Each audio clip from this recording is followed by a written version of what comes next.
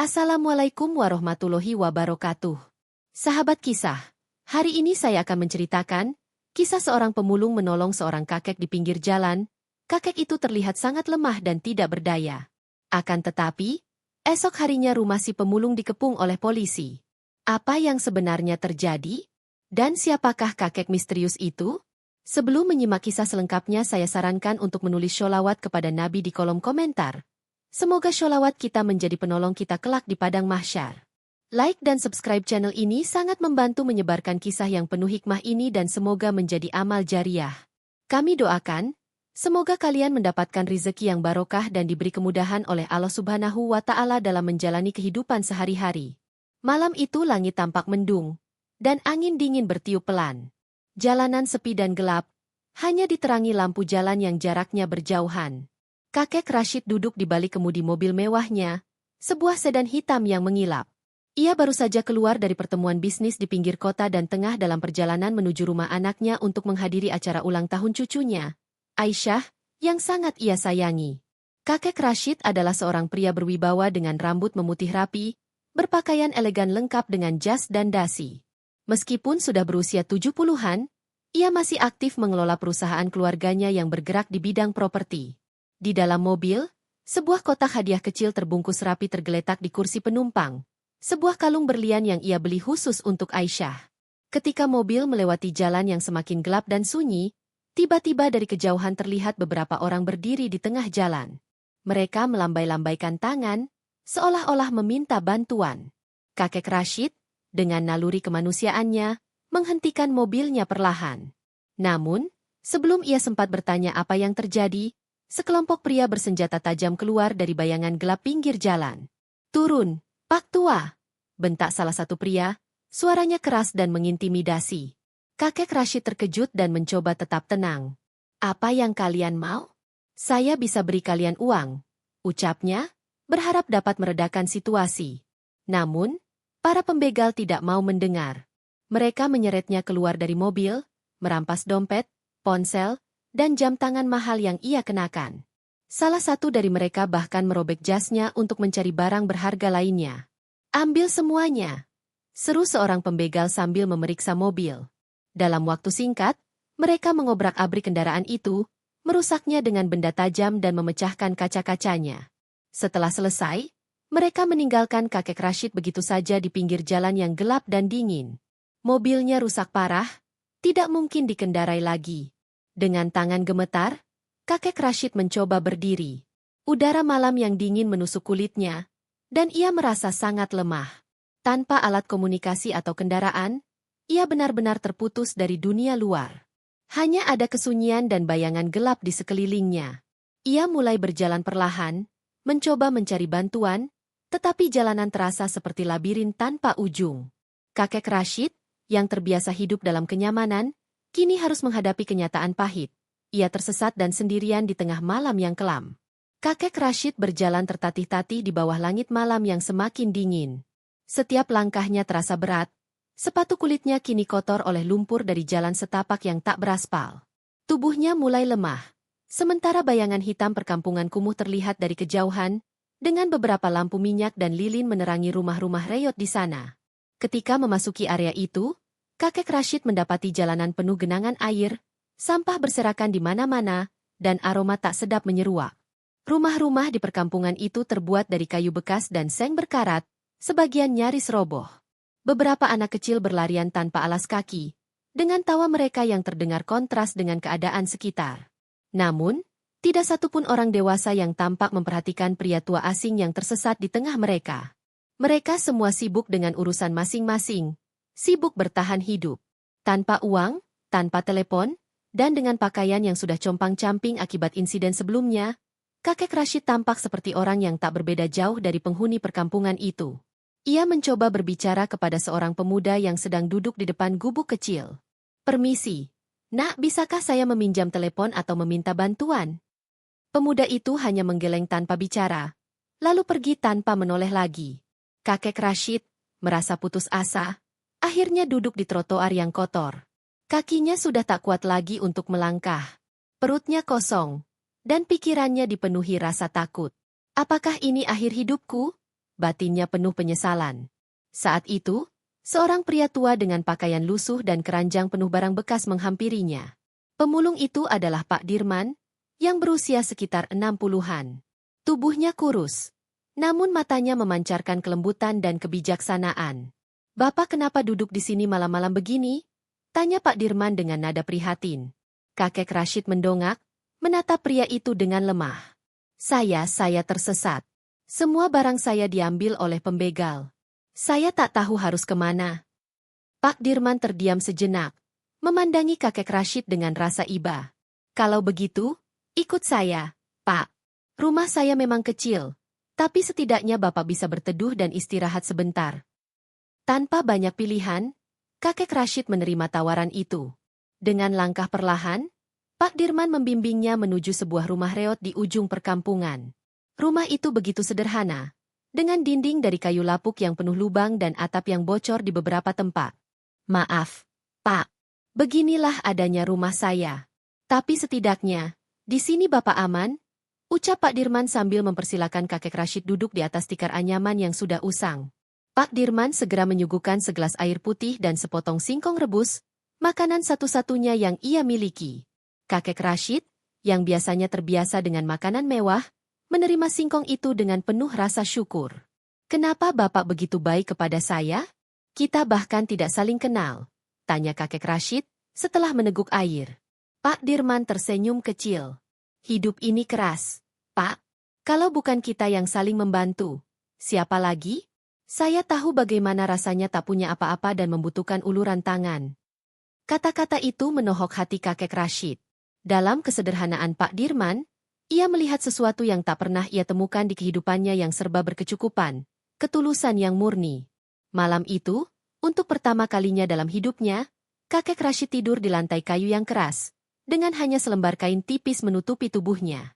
Meskipun tubuhnya terasa pegal, hatinya mulai merasakan sesuatu yang berbeda. Rasa syukur karena masih ada orang yang peduli padanya di saat ia tak memiliki apa-apa. Di tengah malam, kakek Rashid memandang ke langit-langit rumah yang berlubang, memikirkan bagaimana kehidupan ini bisa membawanya dari puncak kemewahan ke titik terendah dalam waktu sekejap. Di balik semua ini, ia merasa ada pelajaran besar yang sedang Tuhan ajarkan kepadanya. Sementara kakek Rashid terdampar di perkampungan kumuh bersama Pak Dirman, keluarga di rumah mulai merasa gelisah. Acara ulang tahun Aisyah yang meriah terasa hampa tanpa kehadiran kakek yang selalu menjadi bintang keluarga. "Mama, kenapa kakek belum datang juga? Bukankah dia bilang akan sampai sebelum makan malam?" tanya Aisyah dengan wajah cemas, memegang erat hadiah kecil yang ia siapkan untuk kakeknya. Ibu Aisyah mencoba menenangkan anaknya, meski kekhawatiran sudah tampak di wajahnya. "Mungkin kakek terlambat karena urusan mendadak. Kita tunggu sebentar lagi." Namun, ketika jam menunjukkan pukul 9 malam, dan telepon kakek Rashid tidak bisa dihubungi, rasa cemas mulai berubah menjadi kepanikan. Ayah Aisyah, Irwan, segera mencoba menghubungi kolega-kolega kakek Rashid untuk memastikan keberadaannya, tetapi tak satu pun dari mereka mengetahui kabar sang kakek. "Kita harus melapor ke polisi," ujar Irwan dengan nada tegas. "Ini bukan hal biasa. Papa selalu memberi kabar jika ada perubahan rencana." Di kantor polisi setempat, keluarga menyampaikan laporan kehilangan. Inspektur Ridwan, seorang petugas yang dikenal cekatan, mendengarkan penjelasan dengan serius. "Jadi, terakhir kali Bapak Rashid diketahui sedang dalam perjalanan menuju rumah Anda?" tanya Inspektur Ridwan sambil mencatat detail yang diberikan. "Betul, Pak. Dia seharusnya sampai beberapa jam lalu, tapi kami tak bisa menghubunginya." "Ini sangat tidak seperti dia," jawab Irwan dengan wajah tegang. Polisi segera memulai penyelidikan. Mereka melacak rute yang biasa dilalui kakek Rashid menggunakan informasi dari GPS mobilnya yang terakhir aktif. Beberapa petugas dikirim ke daerah tempat sinyal terakhir terdeteksi, sebuah jalan sepi yang sering menjadi tempat kejahatan jalanan.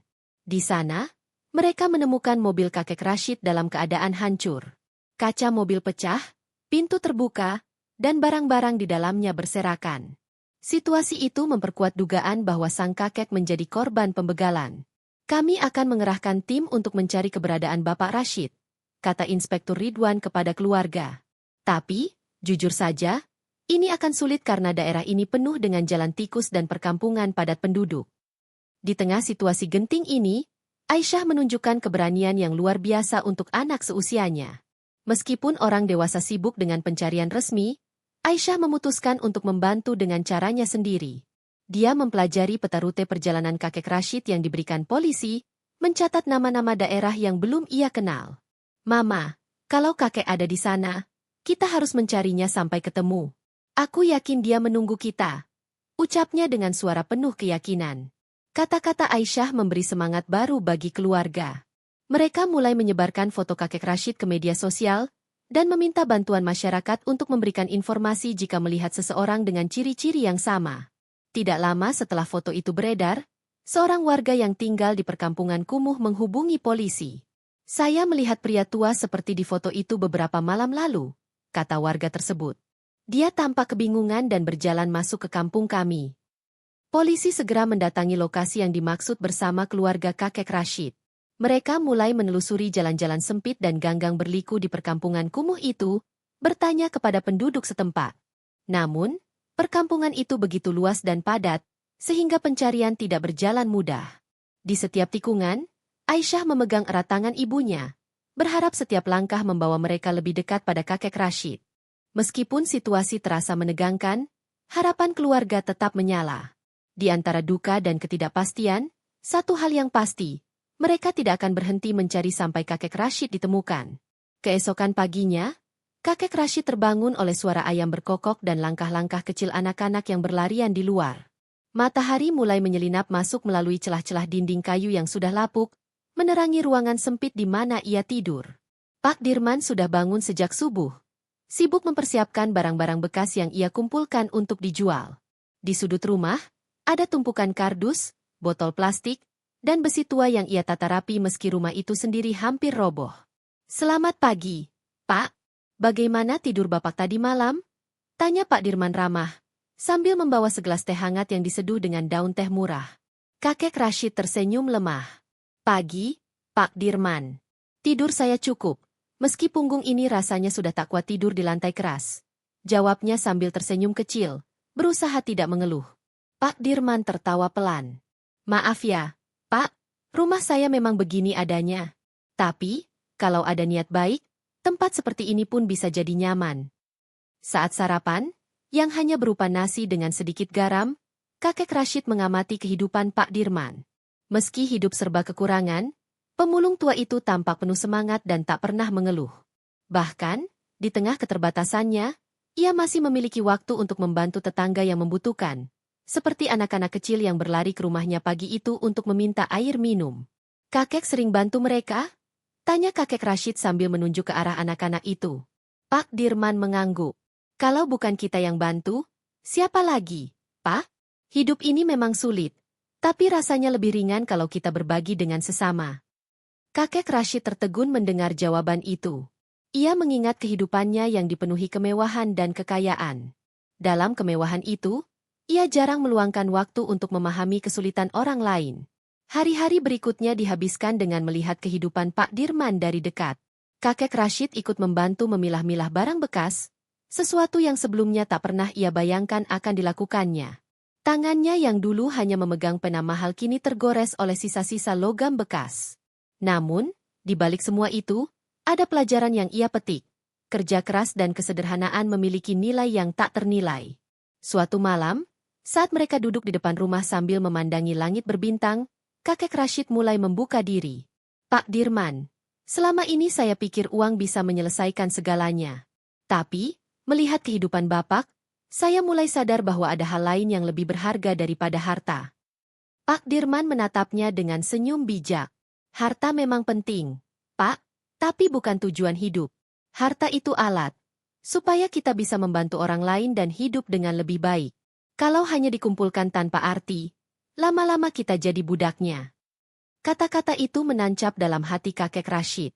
Ia mulai berpikir tentang bagaimana selama ini ia lebih sibuk menambah kekayaan daripada menggunakannya untuk membantu orang lain. Ia memikirkan cucunya, Aisyah, dan keluarganya, yang mungkin sedang mencemaskannya. "Pak Dirman, apa Bapak tidak pernah merasa ingin hidup lebih baik? Meninggalkan tempat ini?" tanya kakek Rashid penasaran. Pak Dirman menghela napas panjang. "Tentu saja saya ingin, Pak. Tapi, Saya tidak mau bermimpi terlalu jauh. Bagi saya, yang penting adalah hidup dengan hati tenang, tanpa menyusahkan orang lain. Malam itu, kakek Rashid merasa kecil di hadapan sosok sederhana seperti Pak Dirman. Ia melihat betapa ketulusan dan kerja keras bisa membawa kebahagiaan, bahkan dalam keterbatasan. Ia berjanji dalam hatinya, jika ia bisa kembali ke keluarganya, hidupnya akan ia jalani dengan cara yang berbeda, lebih peduli pada sesama, lebih banyak berbagi, dan lebih bersyukur atas apa yang dimilikinya. Di rumah reot itu, kakek Rashid belajar bahwa kebahagiaan sejati tidak datang dari apa yang kita miliki, tetapi dari apa yang kita berikan. Hari mulai sore ketika polisi menerima informasi dari seorang warga yang tinggal di perkampungan kumuh. Ia melaporkan telah melihat seorang pria tua yang tidak dikenal, berpakaian seperti orang kota, berada di sana beberapa hari terakhir. Polisi segera mengonfirmasi informasi itu dengan keluarga kakek Rashid, dan Aisyah langsung merasa yakin bahwa pria yang dimaksud adalah kakeknya. "Pak, tolong cepat bawa kami ke sana," desak Aisyah dengan suara penuh harap. Inspektur Ridwan bersama tim segera membawa keluarga menuju lokasi. Jalan menuju perkampungan itu sempit dan berlumpur, sulit dilewati oleh kendaraan besar. Mereka akhirnya memutuskan untuk berjalan kaki, menembus ganggang sempit yang dikelilingi rumah-rumah reot. Di setiap rumah yang mereka lewati, Inspektur Ridwan bertanya kepada warga tentang keberadaan pria tua yang dimaksud. Beberapa warga menunjuk arah rumah di ujung kampung, yang dikenal sebagai tempat tinggal seorang pemulung tua bernama Pak Dirman. Ketika polisi dan keluarga tiba di depan rumah Pak Dirman, Aisyah langsung berlari mendekat, meski langkahnya sempat terhenti oleh rasa takut. "Apakah benar kakek ada di sini?" pikirnya dengan penuh harap. Pak Dirman yang sedang duduk di depan rumah terkejut melihat kerumunan polisi dan orang-orang asing. Sebelum ia sempat bertanya, pintu rumahnya terbuka, dan kakek Rashid muncul di ambang pintu, mengenakan pakaian sederhana yang dipinjam dari Pak Dirman. "Kakek!" seru Aisyah dengan suara lantang. Ia berlari dan memeluk erat tubuh kurus sang kakek. Air mata mengalir deras di pipinya. Kakek Rashid, yang awalnya terkejut, perlahan memeluk cucunya. "Aisyah, kakek di sini." "Kakek baik-baik saja," ujarnya dengan suara bergetar. Ibu dan ayah Aisyah segera bergabung dalam pelukan itu, menangis bahagia karena kakek Rashid akhirnya ditemukan dalam keadaan selamat. Mereka bertanya-tanya apa yang terjadi, tetapi untuk saat itu, rasa syukur lebih besar daripada kebutuhan untuk memahami semuanya. Sementara itu, Pak Dirman berdiri di samping, merasa canggung dengan kehadiran banyak orang. Namun, senyum hangat di wajahnya menunjukkan bahwa ia juga merasa lega melihat kakek Rashid kembali bertemu keluarganya. Setelah suasana tenang, kakek Rashid memperkenalkan Pak Dirman kepada keluarganya. "Orang inilah yang menyelamatkan kakek. Kalau bukan karena kebaikan hati Pak Dirman, mungkin kakek tidak akan selamat," katanya dengan suara penuh rasa syukur. Pak Dirman hanya mengangguk dengan rendah hati. "Ah, saya hanya melakukan apa yang seharusnya dilakukan sesama manusia, Pak. Tidak perlu berlebihan." Namun, bagi keluarga kakek Rashid, bantuan itu sangat berarti. Ayah Aisyah, Irwan, mengulurkan tangan kepada Pak Dirman. "Kami tidak akan pernah bisa membalas apa yang sudah Bapak lakukan untuk ayah kami. Terima kasih banyak, Pak Dirman." Pak Dirman tersenyum kecil. Yang penting beliau sudah kembali bersama keluarga. "Itu saja sudah cukup bagi saya."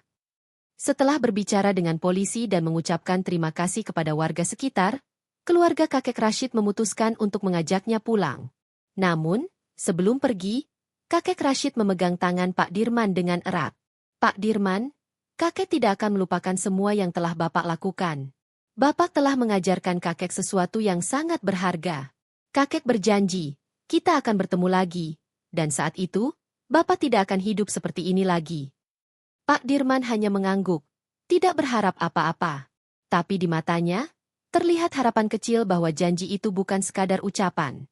Dengan perasaan campur aduk, lega, bersyukur, dan sedikit sedih meninggalkan Pak Dirman, kakek Rashid dan keluarganya meninggalkan perkampungan kumuh itu, membawa pelajaran hidup yang tak terlupakan. Di dalam hati, kakek Rashid tahu bahwa pertemuan ini bukanlah akhir, melainkan awal dari sesuatu yang lebih besar. Ia berniat untuk kembali dan mengubah hidup seseorang yang telah mengubahnya. Beberapa hari setelah kembali ke rumah, kakek Rashid tak bisa berhenti memikirkan Pak Dirman. Ia merasa bahwa pertemuan itu bukanlah kebetulan, melainkan sebuah pengingat dari Tuhan untuk lebih peduli kepada sesama. Dengan keyakinan itu, ia mulai merencanakan sesuatu yang besar untuk membantu Pak Dirman. Kakek Rashid menghubungi keluarganya dan menjelaskan niatnya. Pak Dirman telah menyelamatkan hidup kakek, bukan hanya fisik, tapi juga hati dan cara pandang kakek. Sekarang saatnya kita mengembalikan kebaikannya. Irwan, ayah Aisyah, dengan antusias membantu menyusun rencana. Mereka mengumpulkan tim dari perusahaan kakek Rashid untuk merenovasi rumah Pak Dirman. Tidak hanya itu, kakek Rashid juga memutuskan untuk memberikan modal usaha kepada Pak Dirman agar ia tidak perlu lagi menjadi pemulung. Minggu berikutnya, rombongan kakek Rashid kembali ke perkampungan kumuh itu. Mereka membawa material bangunan, perabotan baru, dan sejumlah besar bahan makanan untuk penduduk sekitar. Saat mereka tiba, Pak Dirman yang sedang duduk di depan rumahnya tampak terkejut melihat kedatangan mereka. "Apa yang kalian lakukan di sini?" tanya Pak Dirman dengan bingung.